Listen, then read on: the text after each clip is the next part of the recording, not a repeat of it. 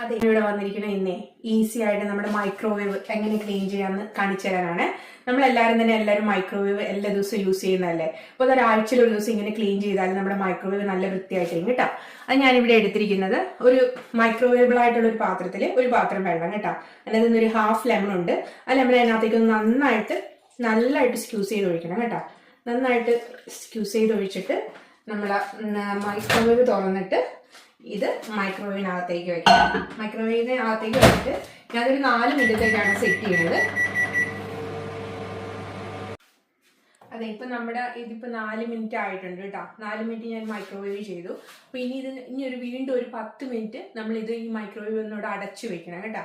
അതിനുശേഷം എന്ത് ചെയ്യുന്നു, ഇതുപോലത്തെ ഒരു മൈക്രോ ഫൈബർ ആയിട്ടുള്ള ഒരു നല്ല തുണി എടുത്ത് മൈക്രോവേവിന്റെ അകം നല്ലതായിട്ട് തുടച്ചെടുത്താൽ മതി കേട്ടോ. നല്ല സൂപ്പർ ക്ലീൻ ആയിട്ട് വരും.